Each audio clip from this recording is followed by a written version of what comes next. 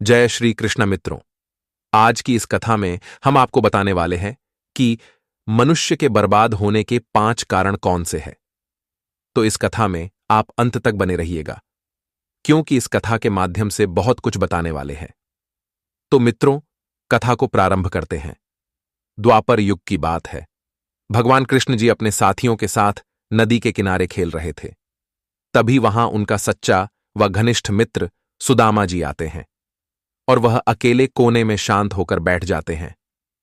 तब भगवान श्री कृष्ण सोचते हैं, आज सुदामा जी को क्या हुआ जो अकेले शांति से बैठे हैं। अब भगवान श्री कृष्ण जी अपने मित्र के पास जाते हैं और पूछते हैं, सुदामा क्या हुआ है, आज आप जो इतने गुमशुभ होकर बैठ गए हो। तब सुदामा जी कहते हैं, क्या बताए मित्र, मेरे मन में बहुत दिनों से एक प्रश्न उठ रहा है और मैं उसी प्रश्न को लेकर परेशान रहता हूं। तब भगवान श्री कृष्ण कहते हैं, अरे सुदामा, ऐसा कौन सा प्रश्न है जो तुम उसके लिए इतना परेशान हो रहे हो। तब सुदामा जी कहते हैं, क्या बताइए कन्हैया, पृथ्वीलोक पर इंसान पता नहीं क्यों इतना बर्बाद होता जा रहा। अगर ऐसा ही चलता रहा तो एक दिन पूरी पृथ्वी नष्ट हो जाएगी। तब भगवान श्री कृष्ण कहते हैं, बस इतनी सी बात को लेकर तुम इतना परेशान हो। चलो सुदामा, आज हम आपको एक कहानी के माध्यम से समझाते हैं। लेकिन सुदामा, इस कहानी को बहुत ही ध्यानपूर्वक सुनना, तभी कहानी को समझ पाओगे। तब भगवान श्री कृष्ण कहानी को बताते हुए कहते हैं, एक समय की बात है। एक नगर में एक राजा रहता था। उस राजा के पास बहुत धन दौलत थी, लेकिन उसके परिवार में सिर्फ एकलौता बेटा था। उसका बेटा बहुत ही तेज तर्रार था और उसको शिकार करने का बहुत शौक था। एक दिन वह अपने सभी मंत्रियों के साथ शिकार खेलने जंगल की तरफ निकल जाता है। अब वह जंगल में इधर उधर शिकार को देख रहा था, लेकिन उसे कहीं भी शिकार नजर नहीं आ रहा था। अब राजकुमार को बहुत परेशान हो जाता है और कहता है, सिपाहियों, जाओ और मेरे लिए जलपान की व्यवस्था करो, हमें अब जोरों से प्यास लग रही है। अब सिपाही इतना सुन अपने कुछ साथियों के साथ निकल जाते हैं और रास्ते में उन्हें एक तालाब दिखाई देता है और वह उस तालाब के पास पहुंचते हैं। अब वो जैसे ही तालाब में पानी भरने के लिए जाते हैं, वहां पर बैठा एक दरबारी उन्हें पानी लेने से मना कर देता है और कहता है, आप इस तालाब से पानी नहीं भर सकते, क्योंकि इस तालाब का पानी कोई नहीं। पिता, इस तालाब में सिर्फ राजकुमारी सुपर्णा जब तक स्नान नहीं करेंगी तब कोई इस पानी को छू भी नहीं सकता है। अब वे सिपाही सोच में पड़ जाते हैं और कहते हैं, अब क्या होगा, अगर हम बिना पानी के वापस लौट गए तो राजकुमार क्रोधित हो जाएंगे और हमें सजा भी देंगे। अब सिपाही उस दरबारी से अपील करते हैं और कहते हैं, भ्राताश्री, आज के दिन हमें आप पानी भर लेने दो। क्यों? हमारे राजकुमार को बहुत जोरों से प्यास लगी और हम अगर बिना पानी के वापस गए तो वो हमें दंडित करेंगे। लेकिन इतना कहने के बाद भी वह उन सिपाहियों को पानी भरने की इजाजत नहीं देता। अब बेचारे सिपाही बिना पानी के वापस लौट जाते हैं। इधर राजकुमार सोच रहे हैं कि सिपाहियों को इतनी देर तो नहीं लगती थी, फिर आज इतना समय कैसे लगा दिए, कहीं कुछ समस्या तो नहीं हो गई हमारे सिपाहियों को। अब राजकुमार अपने बचे हुए सिपाहियों के साथ उसी रास्ते से चल देते हैं जिस रास्ते से उनके सिपाही उनके लिए जल लाने के लिए गए थे। राजकुमार चलते चलते कुछ समय में अपने सिपाहियों के पास पहुंच जाते हैं और कहते, सिपाहियों, हमने तो तुमको जल लाने के लिए भेजा था और तुम अभी तक वापस क्यों नहीं आए थे। तब उनमें से एक सिपाही कहता है, हुजूर, हम सब तो आपके लिए जल लाने ही आए थे, लेकिन उस तालाब के दरबारी ने हमें जल लेने से मना कर दिया। तब राजकुमार कहते हैं, लेकिन उसने तुम सबको जल लेने से क्यों मना किया। सिपाही कहता है, हुजूर, उसने हमें जल भरने से यह कह के इनकार कर दिया कि जब तक उसमें राजकुमारी स्नान नहीं करेंगी तब हम उस तालाब से पानी नहीं भर सकते हैं। इतना सुन राजकुमार कहते हैं, चलो ठीक है, हम भी तो चल के देखे जो तुमको पानी भरने से इनकार कर दिया। इतना कहकर राजकुमार अपने सिपाहियों के साथ वहां से चले देते हैं और उसी तालाब के पास पहुंचते हैं जहां पर राजकुमारी स्नान करने आती थी। अब राजकुमार राजकुमारी का इंतजार करने लगते हैं। इंतजार करते करते बहुत समय बीत गया, लेकिन राजकुमारी अभी तक स्नान करने नहीं आई। अब राजकुमार वहां से अपने सिपाही के साथ घर के लिए चल देते हैं।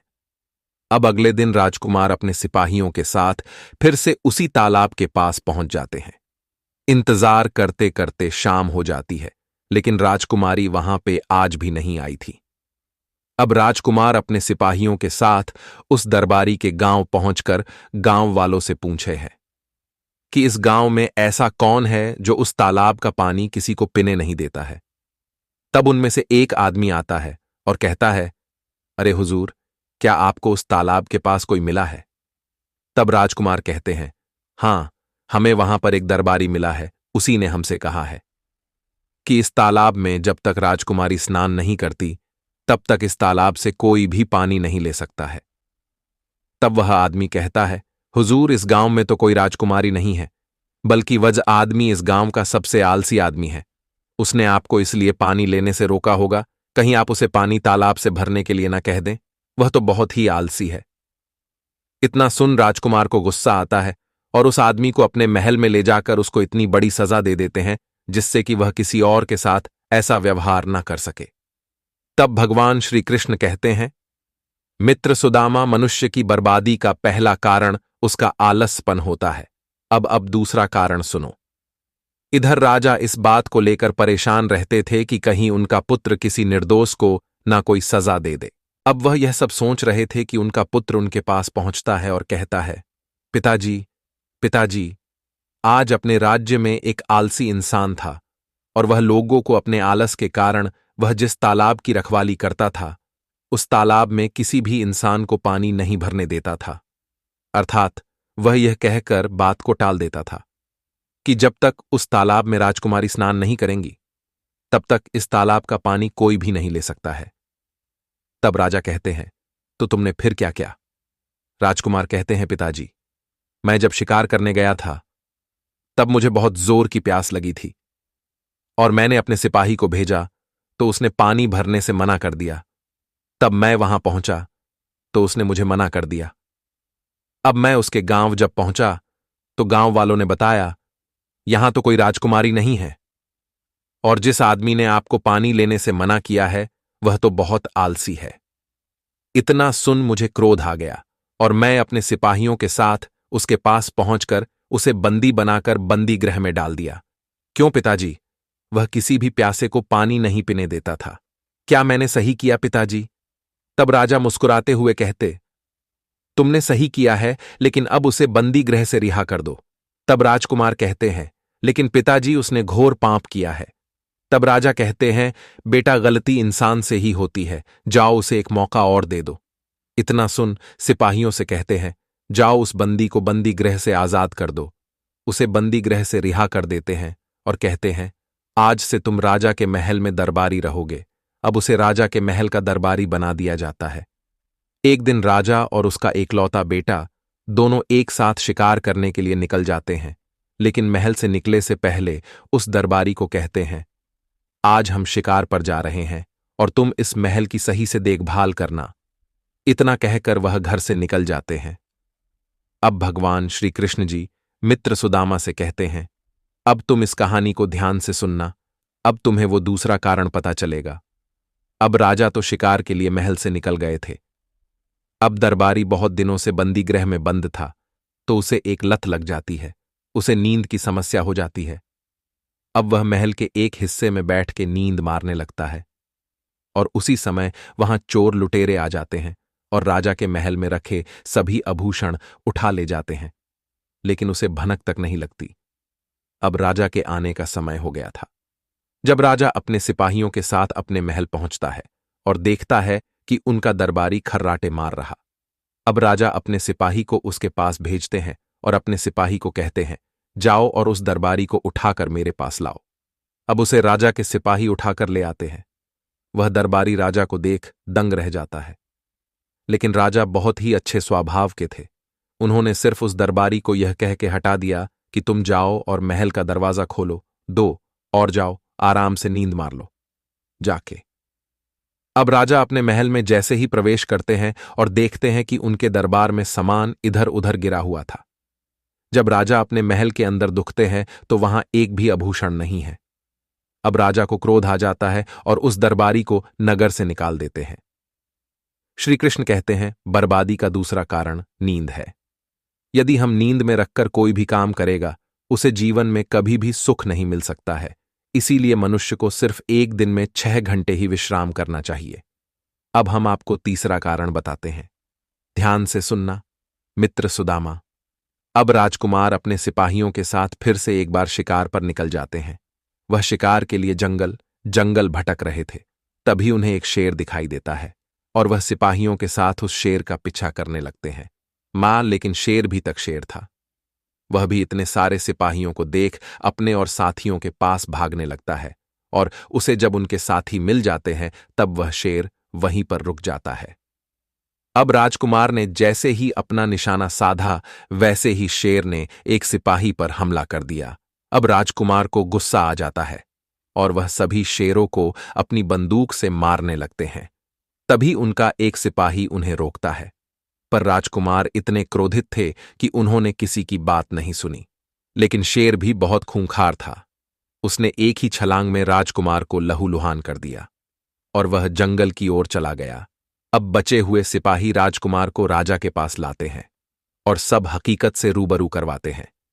तब को समझ आता है कि हमें ज्यादा क्रोध भी नहीं करना चाहिए। क्रोध की वजह से हमारा बेटा हम सबसे दूर ही गया।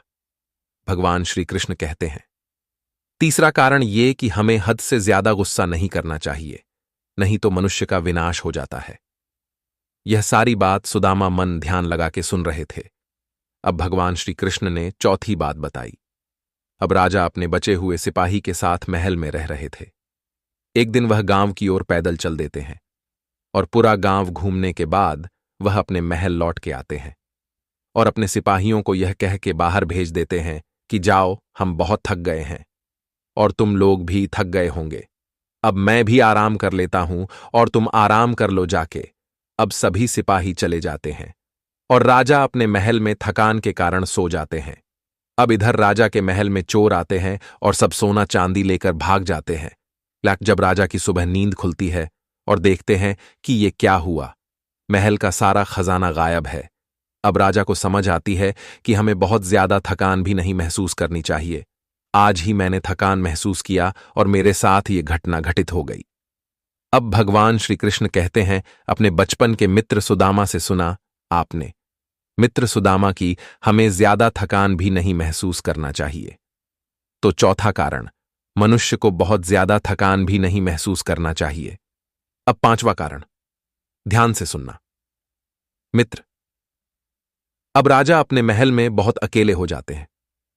वह एक दिन एक वीरान जंगल में शिकार के लिए अपने कुछ सिपाहियों के साथ निकल जाते हैं और उन्हें रास्ते में एक अजीब प्राणी दिखाई देता है, जिसे देखकर वह डर जाते हैं और उनके सिपाही भी डर जाते हैं, जिससे वह सब भगवान को प्यारे हो जाते हैं और राजा भी भगवान को प्यारे हो जाते हैं। तो मित्र सुदामा, हमें हद से ज्यादा डरना भी नहीं चाहिए। अब सुदामा कहते हैं, मित्र कन्हैया, आज तो तुमने मेरी आंखें खोल दी। भगवान श्री कृष्ण कहते हैं, हमें आलस, थकान, नींद, गुस्सा और डर, इन 5 बातों पर ध्यान देना चाहिए। इतना कहकर भगवान श्री कृष्ण अपने साथियों के साथ वृंदावन धाम चले जाते हैं। तो मित्रों, इस कहानी से हमें यह सीख मिलती है कि हमें आलस, डर, थकान, नींद और गुस्सा, इन सारी बातों पर ध्यान देना चाहिए। ये कहानी आपको कैसी लगी, हमें कमेंट करके जरूर बताना। मिलते हैं बहुत जल्द अगली कहानी के साथ। तब तक के लिए जय श्री कृष्णा मित्रों।